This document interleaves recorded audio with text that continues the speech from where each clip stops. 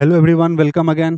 और शुरू करते हैं हम अपने उसी सीरीज को जहां से हम लोग अपने सीरीज को कंटिन्यू कर रहे हैं। और वहां पर आपका क्वेश्चंस जो आपके एग्जाम के लिए इम्पोर्टेंट है, क्योंकि जब तक आप लोग इस चीज को नहीं समझेंगे कि कोई भी चीज आपको आसानी से नहीं मिलती, उसके लिए आपको दिन रात मेहनत करना होगा। उसके लिए आपको अपने आप को झोंकना पड़ेगा। जब तक आप लोग इसके लिए तैयार नहीं होंगे तो आपके लिए सिलेक्शन मिलना आपको थोड़ा सा मुश्किल होगा। तो इस चीज को समझिए और अपने प्रिपरेशन को, अपनी एनर्जी को उस डायरेक्शन में लगाइए जहां से आपका नाम आपके सिलेक्शन लिस्ट को इंश्योर करेगा। तो शुरू करते हैं हम अपने उसी 15 मिनट कैप्सूल सीरीज को जहां से आपके क्वेश्चंस आते हैं। हाँ, हो रहा है कि किसी किसी सीरीज में 15 मिनट जो है वो एक्सीड करता है, तो थोड़ा सा यहाँ पर आपके वो डिटेलिंग में हम जाते हैं। कोशिश रहेगी ये आपका 15 मिनट सीरीज उसी दायरे में बना रहे, ताकि आपको यहाँ पर वो चीजें कंसाइज वे में और कंक्रीट रूप में मिल के आए। शुरू करते हैं आज का हम अपना सेशन।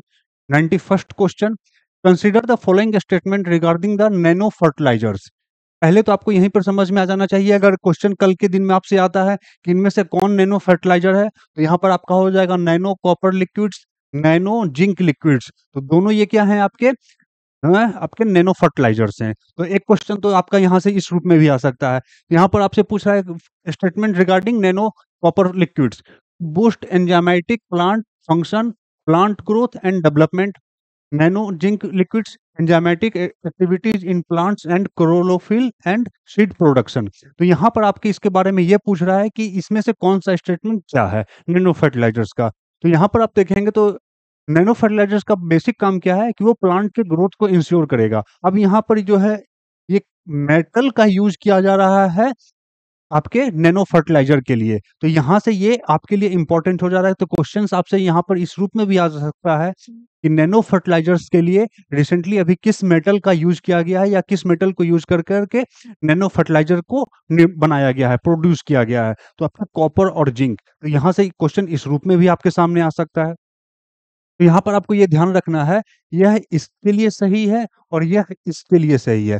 जो जिंक का जो नैनो लिक्विड जिंक जो है, नैनो जिंक लिक्विड्स, ये boost enzymatic plant function, plant growth and development. और जो कॉपर का जो है नैनो कॉपर लिक्विड, ये enzymatic activities in plant and chlorophyll and seed production. तो ये हमारा क्या हो जाएगा, both are incorrect. Which of the following metal is the first free standing to the metal. अब ये क्वेश्चन ही बड़ा आप लोगों को अटपटांग लग रहा होगा कि क्या है first free standing to the metal. अब ये क्या टर्म है। अक्सर आप लोग नैनो टेक्नोलॉजी को जब पढ़ते होंगे तो वहां पर एक टर्म पढ़ते होंगे, ग्रेफीन। ग्रेफीन पढ़ते होंगे नैनो पार्टिकल्स में, नैनो टेक्नोलॉजी में। इसी टेक्निक का यूज करते हुए गोल्ड को वन एटॉमिक लेयर में प्रेस किया गया है, और जिसे क्या नाम दिया गया है, गोल्डीन। यानी ये क्या है, गोल्ड का नैनो पार्टिकल। और इसे ही कहा क्या है, ये first free standing 2D metal. तो यह कौन सा है, गोल्ड। इसमें क्या करते हैं, टाइटेनियम कार्बाइड का क्रिस्टल होता है, उस क्रिस्टल में सिलिकॉन को पहले इम्बेड किया जाता है, और फिर उस सिलिकॉन के ऊपर गोल्ड को प्लेस करते हैं। और फिर वहां पर वो क्या करता है, फ्यूज करते हुए सिलिकॉन को बाहर निकालता है, और टाइटेनियम कार्बाइड में गोल्ड क्या होता है, फिक्स हो जाता है। और फिर वहां पर से क्या केमिकल रिएजेंट का यूज करके टाइटेनियम कार्बाइड को कंप्लीटली हटाते हैं, और वहां पे गोल्ड हमें क्या मिलता है, इस प्रकार शीट के रूप में हमें गोल्ड का पूरा one layer, one atomic layer में इस प्रकार हमें फिल्म बनता है, उसका एक लेयर बनता है, जिसे हम क्या कहते हैं, गोल्डीन। जैसे ग्रेफीन आता है उसी प्रकार अब ये नैनो पार्टिकल है, ये आपका यहाँ पर कहाँ से, फिर साइंस एंड टेक्नोलॉजी मेंस का जो क्वेश्चन आएगा मेंस के लिए, ये इंपॉर्टेंट हो गया। तो ये कौन सा है आपका first free standing 2D metal, gold. देख लें, यही आपका क्या है, गोल्डीन। और हमने इसमें कहा कि जो केमिकल रिएजेंट की यूज करते हैं किस चीज के लिए, टाइटेनियम कार्बाइड को हटाने के लिए, उसे क्या कहते हैं, मुराकामी रिएजेंट। यह एक जापानी साइंटिस्ट थे, उनके द्वारा यह निर्माण किया गया था। और इसमें कौन कौन से आपके कंपोजिशन होते हैं, तो यह भी आपको ध्यान रखना है। मुराकामी रिएजेंट में आपका क्या होता है, 10 gram potassium ferric cyanide, 10 gram potassium hydroxide and 100 ml of water. तो एक क्वेश्चन आपसे यहां से भी बन सकता है केमिस्ट्री का, मुराकामी रिएजेंट में क्या होते हैं, कौन कौन से कंपोनेंट क्या होते हैं, किस रेशियो में वो मिले होते हैं। Consider the following statement regarding विश्वस्य। क्या है? It is national blockchain technology stack. It is launched by ministry of science and technology. अब इसमें से कौन सा सही है? तो देखने में तो लग रहा होगा कि विश्वस्त क्या है, ये आपका कुछ ऐसा टर्म है जो अभी ग्लोबली भारत को विश्व गुरु बनाने का बात किया जा रहा है। लेकिन इसमें कौन से ये चीज है? तो ये क्या है? नेशनल ब्लॉकचेन टेक्नोलॉजी स्टैक है, ये सही है। लेकिन ये मिनिस्ट्री ऑफ साइंस के द्वारा नहीं है, ये मिनिस्ट्री ऑफ इंफॉर्मेशन मीटी जो आपका आता है, मिनिस्ट्री ऑफ इंफॉर्मेशन टेक्नोलॉजी, उसके द्वारा इसको शुरू किया गया है। तो इसमें कौन सा हो जाएगा? Only one is correct. एक चीज आप गौर कर रहे होंगे, यहाँ पर हम ऑप्शन के साथ थोड़ा सा ऊपर नीचे करते हैं, क्योंकि एग्जाम में आपके कुछ इस प्रकार से ऑप्शन का वेरिएशन भी आता है कि बोथ करेक्ट वाला ऑप्शन ए में चला जाता है और ओनली वन टू वाला नीचे सी डी में आता है। तो इन चीजों को भी आपको ध्यान रखना है। Blind site is recently in news, what is it? Blind site क्या है? ठीक है, अक्सर देखते होंगे जब कोई नया नया ड्राइवर ड्राइविंग सीख रहा होता है, तो उनको क्या ब्लाइंड स्पॉट कहते हैं कि अरे भाई ब्लाइंड स्पॉट में गाड़ी को जाने से रोको, व्हीकल को अपने ब्लाइंड स्पॉट में मत आने दो। तो वो ऐसा जोन होता है जहां पर से कुछ हमें दिखता नहीं है। तो ब्लाइंड साइट को आप कुछ वहां से रिलेट कर सकते हैं। यानी ये ब्लाइंड साइट क्या है कि ये एक ब्रेन चिप है। और ये ब्रेन चिप किसके लिए डेवलप किया जा रहा है? वैसे पर्सन्स के लिए जो क्या होते हैं, बाय बर्थ क्या होते हैं, वो ब्लाइंड होते हैं, या कुछ उनमें डिफेक्ट आते हैं, कुछ डिजीज होते हैं आई से रिलेटेड, और उनकी क्या होती है, विजन खत्म हो जाती है, वो अपने विजन को लॉस करते हैं। यानी क्या हो गया, वो पर्सन क्या हो गया, ब्लाइंड। तो ऐसे पर्सन को फिर से वो देख सकें, उनको वो विजुअल सेंस उनका फिर से काम कर सके, इसके लिए एक चिप बनाया जा रहा है। किसके द्वारा? तो यह आपके नन अदर देन जो आपका टेस्ला के जो मालिक हैं एलोन मस्क, उनकी कंपनी है आपका कौन सा, न्यूरालिंक, उसके द्वारा इस पे काम किया जा रहा है। तो आपका ये क्या हो गया, क्या है ये? एक ब्रेन चिप है। How many semiconductor units have been proposed by the union cabinet till September 2024? तो सेमीकंडक्टर के फील्ड में देखें अभी क्या हो रहा है, यूएस चाइना का जो ट्रेड वॉर चल रहा है, चिप इंडस्ट्री के मामले में आपके सेमीकंडक्टर टेक्नोलॉजी के फील्ड में चाइना या फिर आपका सिंगापुर, ये सब क्या है, थाईलैंड हमसे बहुत आगे है। लेकिन अभी हमारी गवर्नमेंट भी इस सेमीकंडक्टर इंडस्ट्री में बहुत इन्वेस्ट कर रही है और बहुत सारे यहाँ पर इन्वेस्टमेंट को वो लेके आ रही है। तो इसी को देखते हुए यहाँ पर सेमीकंडक्टर यूनिट्स का क्या किया जा रहा है, एस्टेब्लिश किया जा रहा है। तो अभी तक से सितंबर 2024 तक में कितने आपके सेमीकंडक्टर यूनिट्स इंडिया में अभी तक से बन चुके हैं? तो 5। कहाँ-कहाँ बने हैं, यह आपके लिए लोकेशन इंपॉर्टेंट है, और कहाँ-कहाँ किस स्टेट में बने हैं, यह भी आपको जानना है। तो पहला कब बना था? जून 2023 में बना था। पहली बार कहाँ पे? गुजरात के सनंद में। क्लियर? अगेन फरवरी 2024 में बना। 3 मोर सेटअप किए गए थे। कहाँ-कहाँ, ये आप लोगों को ध्यान रखना है। एक बना था आपके गुजरात के धोलेरा में। अगेन एक बना था आपका मोरेगांव असम में। एंड एक बना था आपका सनद गुजरात में। यानी गुजरात में अभी तक फरवरी 2024 तक में 3 यूनिट हो गए थे, और एक असम में। अभी हाल में ही आपके सितंबर 2024 में एक अलग यूनिट फिर से बनाने की बात की गई है, 5th यूनिट, वो भी कहाँ? गुजरात सनद में। तो आप इस प्रकार देखेंगे टोटल 5 यूनिट्स कहाँ पे बन रहे हैं इंडिया में, कहाँ? 3 4 आपके गुजरात में, एक आपके असम में। The heaviest antimatter nucleus discovered to date is. अभी तक का हेवीएस्ट जो एंटीमीटर है, एंटीमीटर क्या होता है? अगर हम एटॉमिक पार्टिकल्स को देखें तो इलेक्ट्रॉन, प्रोटॉन, न्यूट्रॉन है। तो इनके अपोजिट कैरेक्टरिस्टिक्स को रखने वाले जो पार्टिकल्स होते हैं, उन्हें हम क्या कहते हैं? एंटीमेटर। तो इलेक्ट्रॉन का पॉजिट्रॉन हो जाता है, प्रोटॉन का एंटी इलेक्ट्रॉन हो जाता है, तो उसी प्रकार न्यूट्रॉन का न्यूट्रिनो। तो इसी प्रकार आपसे पूछा जा रहा है कि heaviest antimatter till nucleus discovered till date क्या है, टिल डेट अभी तक का। तो यहाँ पर ऑप्शन है आपके antiproton, antineutrons, antihyperon hydrogen 4। तो यह आपका ऑप्शन डी। अब कुछ इस टाइप के क्वेश्चंस में आपको जानकारी हो सकती है, हो कुछ लोगों को नहीं भी हो सकती है। तो थोड़ा सा यहाँ पे आपको कैलकुलेटेड रिस्क लेना होगा और काम करना होगा। उसके लिए आपको हमारे साथ लगातार बने रहनी होगी, क्योंकि इस टाइप के जो भी अनकन्वेंशनल क्वेश्चंस होंगे, जो कि आपके आउटलुक से बाहर के होंगे, वो यहाँ पर आपको कंक्रीट वे में करवाया जाएगा। तो उसके लिए आपको घबराना नहीं है। LUPEX mission is a joint project of, किसका है? नासा, इसरो,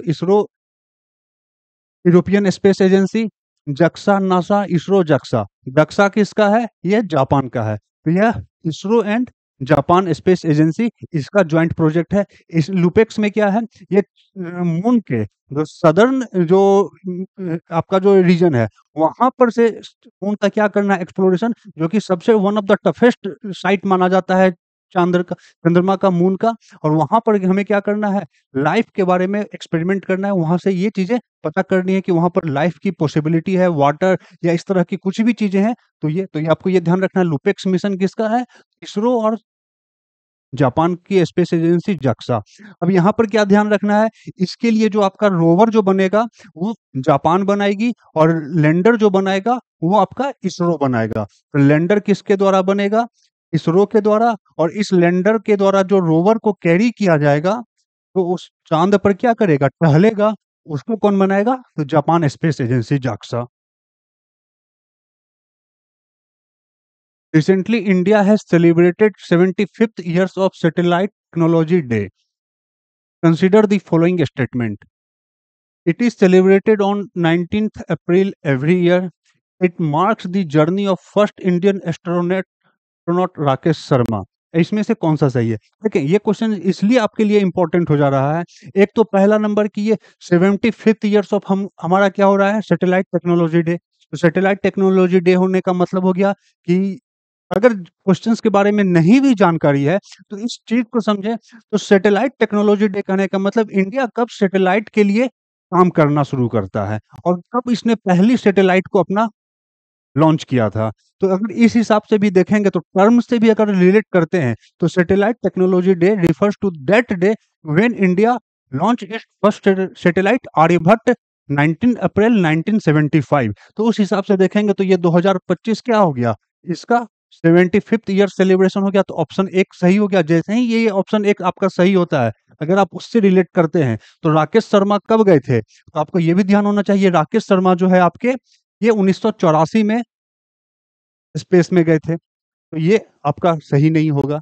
लेकिन राकेश शर्मा क्या है? फर्स्ट इंडियन एस्ट्रोनॉट तो है जो स्पेस में गए थे। सेकंड कौन हुए? अभी हमारे शुभांशु शुक्ला। इसीलिए क्वेश्चंस यहाँ पर आपसे क्या आ सकता है? शुभांशु शुक्ला फर्स्ट इंडियन है जो Indian international space station ISS में गए हैं। अगर आपसे पूछा जाएगा कि शुभांशु शुक्ला अंतरिक्ष में जाने वाले पहले भारतीय हैं, तो वो गलत हो जाएगा। वो अंतरिक्ष में जाने वाले द्वितीय भारतीय हैं, second Indian to go in space and first Indian to go into international space station. तो इस सब टर्मिनोलॉजी को आपको ध्यान रखना है, क्वेश्चन यहीं पर घूम के आएंगे आपके पास। तो इसमें कौन सा हो जाएगा? आपका ऑप्शन वन सही। Consider the following statement regarding Cherenkov radiation. Cherenkov radiation क्या होता है? अभी तक तो यही सुनते थे कि रेडिएशन है, ब्लू रेडिएशन, आपके जो भी तमाम यूवी रेडिएशन, इंफ्रारेड रेडिएशन। अब ये चेरनोकोव रेडिएशन क्या है? ऑप्शन पढ़ते हैं, चलिए। Electron travels faster than the speed of light in water. तो पहले तो आपको यहीं पर समझ में आएगा कि अरे ये तो स्टेटमेंट गलत है कि लाइट के स्पीड से ज़्यादा तो कुछ चल ही नहीं सकता है, किसी की स्पीड नहीं हो सकती है। यहीं पर आपको चेक करने की ज़रूरत है। जब हम ये स्टेटमेंट कहते हैं nothing can travel faster than the speed of light, तो यहाँ पर आगे होता है उसका एक प्रीफिक्स आके जुड़ता है इन वैक्यूम। यानी वैक्यूम में लाइट के स्पीड से ज़्यादा किसी की भी स्पीड नहीं हो सकती है। लेकिन ये कहाँ पे कह रहा है? Electron travel faster than the speed of light in water. यानी वाटर के बदले यहाँ पे आपको डाई इलेक्ट्रिक मीडियम भी लिखा हो सकता है। डाई इलेक्ट्रिक मीडियम, यानी डाई इलेक्ट्रिक मीडियम में लाइट के स्पीड से भी कोई चीज मूव कर सकती है। तो यह स्टेटमेंट आपका सही है। It is a type of electromagnetic radiation in visual range of blue light. ये भी सही है। जब ये आपका जब ये डाइलेक्ट्रिक मीडियम में इलेक्ट्रॉन्स या ऐसे सब एटॉमिक पार्टिकल्स की स्पीड लाइट के स्पीड से ज्यादा होती है, तो वो आपकी जो विबजियोर का जो आपका ब्लू रीजन है उसके रेंज में इसका रेडिएशन आता है। और वहां पर जो ये आपको है वहां का इन्वायरमेंट आपको ब्लूइश कलर का आपको नजर आएगा, और जिसे ब्लू ग्लो के नाम से भी जानते हैं। Blue glow can be often seen in the atomic reactor. ये भी सही है, क्योंकि यहाँ पर आप देखेंगे तो जो बॉम्बार्डमेंट ऑफ पार्टिकल्स किया जाता है वो आपके सब एटॉमिक ही होते हैं, और वहां पर भी डाइलेक्ट्रिक मीडियम का यूज किया जाता है। It is an analogous phenomena of sonic boom of signed wave. अब सोनिक बूम क्या होता है? कोई भी अगर स्पीड, कोई भी लाइट के सॉरी साउंड के स्पीड से जब कोई ज़्यादा तेज़ से ट्रैवल कर रही है, साउंड के स्पीड से ज़्यादा स्पीड है, तो उसी को हम क्या कहते हैं? Sonic boom. और यहाँ पर क्या हो गया? लाइट क्या हो गई? लाइट के स्पीड से यहाँ पर इलेक्ट्रॉन की स्पीड है, तो इसीलिए क्या हो गया? ये एनालॉगस टर्म क्या हो गया? यहाँ पर इसको हम लाइट बूम भी कह सकते हैं, सोनिक बूम के स्थान पे। तो it is an analogous phenomena, sonic sonic boom of sound wave. इसलिए आपका ये क्या हो गया? All are correct. ये आप देख सकते हैं, ये अब क्या है? Cherenkov radiation blue glow emitted when charged particles move faster than the speed of light in transparent dielectric medium. ये आपका एक न्यूक्लियर रिएक्टर का है। कहाँ का? ये आपका न्यूक्लियर रिएक्टर इन ओक रिज का है, जहां पर आपको ये चीजें दिख रही हैं। ये आपका क्या है? Cherenkov radiation. S SKA telescope is located at. सबसे पहले तो ये आपको ये समझ में आना चाहिए, इसका फुल फॉर्म SKA क्या है? Square kilometre array telescope. Square kilometre array, square kilometre array telescope. ये किस चीज के लिए है? तो ये आपके रेडियो फ्रीक्वेंसी रेडियो टेलीस्कोप के लिए है। और इसके लिए दो यूनिट बैठाया जा रहा है, दो यूनिट इसका स्टेब्लिश किया जा रहा है। एक कहाँ? ऑस्ट्रेलिया में, और एक आपका साउथ अफ्रीका में। तो ऑप्शन आपके ए क्या है? सही है। तो SKA telescope is located eight Australia and south Africa. जो आपके अफ्रीका रेंज का है, इसे हम नाम दिया गया है SKA मिड। क्यों? क्योंकि ये मिड रेडियो फ्रीक्वेंसी पे काम करेगी। और जो ऑस्ट्रेलिया का है, इसे नाम दिया गया है SKA लो। ये लो रेडियो फ्रीक्वेंसी पे काम करेगी। तो यहाँ पर आपका ये सीरीज यहीं पे अंत होता है। कल फिर हम आपके साथ इसी प्रकार एक तड़कते भड़कते शानदार सेशन के साथ अवेलेबल होंगे। हमारे साथ बने रहें, खुश रहें और अपनी तैयारी को लेकर के लगातार काम करते रहें। Thank you.